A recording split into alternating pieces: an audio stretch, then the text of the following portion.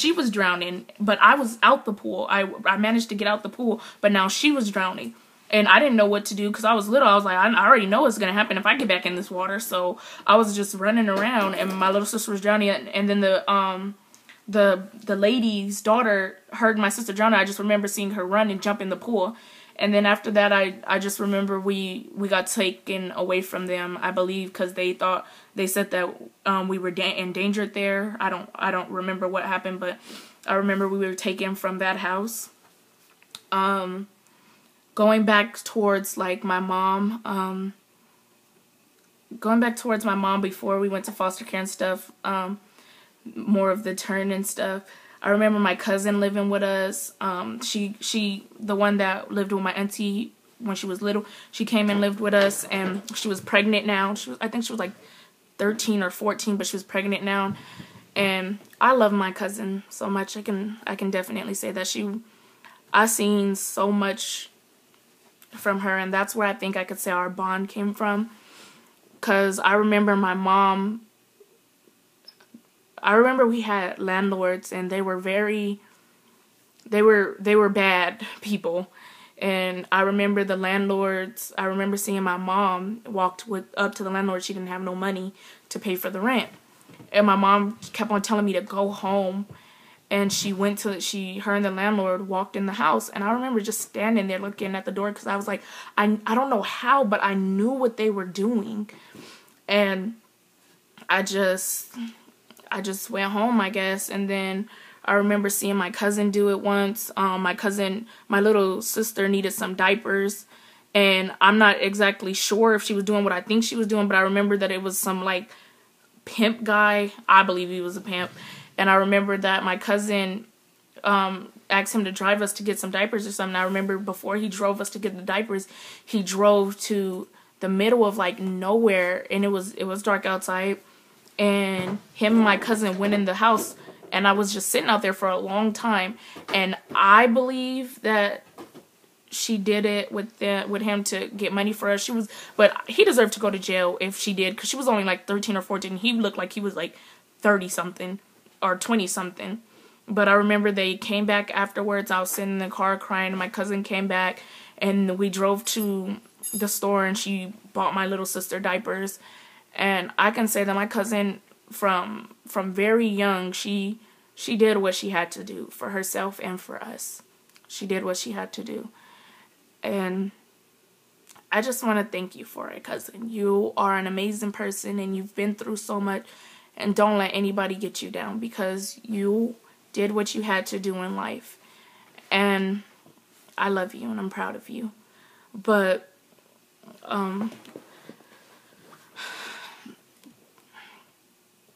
besides that, when we were in foster care, there was more homes we went to. I went to a lot of homes, like a lot. I believe I went to over 15 to 20 something of them.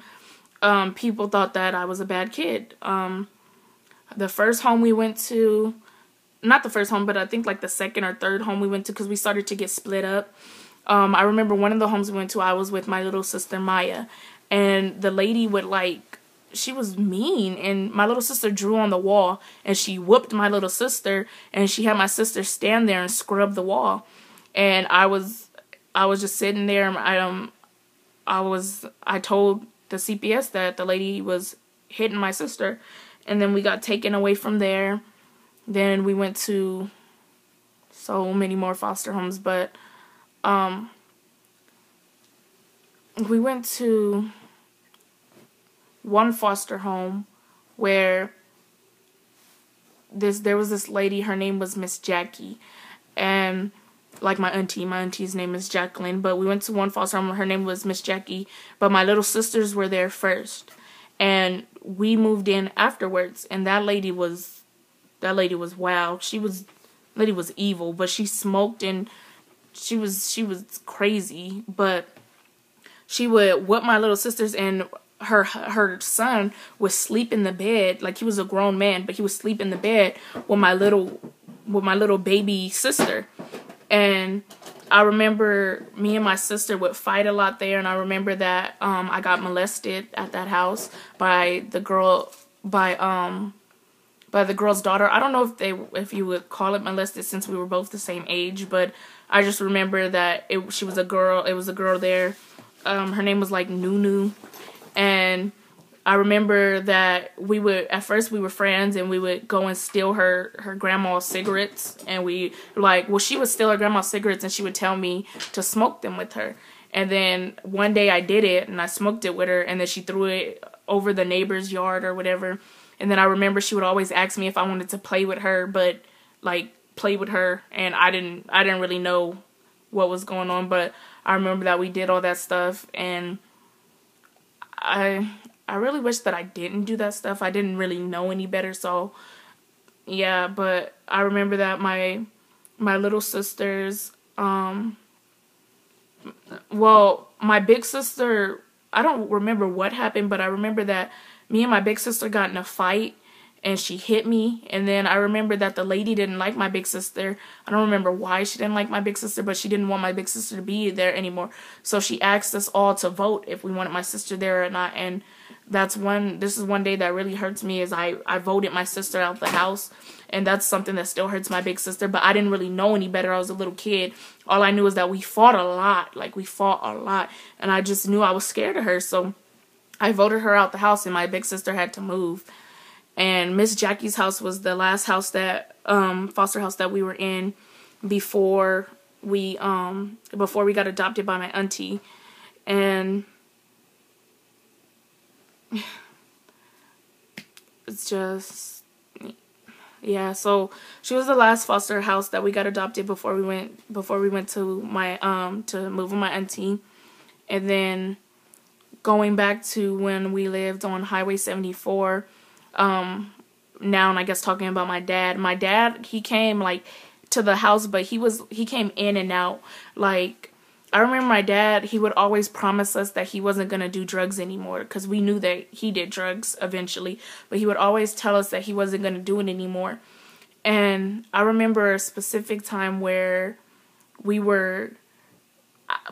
was sleeping on his chest, and I remember waking up and I wasn't on his chest anymore, and I looked, we had this weird garage part, and I looked through the little window, and my dad was sitting there, and he was getting high, and I remember crying, because back then I didn't understand, how you could say that you loved me and you were gonna stop. And then I realized that as I got older, that's like any kind of addiction, people who drink, people who are addicted to movies or stuff like that. When you're addicted to something, it's different. It's easy for you to say that you're gonna stop because you love somebody, and you probably really meant it at that time. He probably meant it. But when you're addicted to something, it's different. It's something that's harder for you to stop. And I remember we went to my granddaddy's house one day. It had to be God, because we went to my granddaddy's house and we spent the night over there for a while. My little sister had a dog, and his name was Boots, and she loved that dog. But I remember we were at my granddaddy's house, and I remember we came back home and our windows were broken and there was blood everywhere. And we walked on the grass, and our dog's neck was slit open and his guts were on the floor. And the drug dealers had left a note saying that they were going to kill us all, but we were lucky that they weren't there, basically, and that they were going to come back looking for my dad, and that my dad needed to pay them. So my dad almost got us all killed, but thank God we weren't there. It's crazy. Our dog's throat, I remember my little sister just standing there, and she cried so bad. They slit our dog's throat. That's, growing up, I'm not gonna lie, I have a real touchy spot when it comes to drug dealers. You guys ruin people's families. You guys ruin people's lives all for some money. That's really sad. Especially if you go after those people's family. That doesn't make any sense to kill a child. What kind of person would kill a child or kill an animal to get to somebody? That's ridiculous. That is ridiculous. We're not the ones who are taking your drugs. We're not the ones who wanted your drugs. But thank you for everybody who listened to this video. I'm gonna try to make them probably every 4 days to a week. I don't want to like flood you guys so much that you guys don't like discourage you guys from watching them. But thank you for the people who are watching them. Thank you so much. And I just want to tell you guys all to have a blessed day. And I love you. Bye.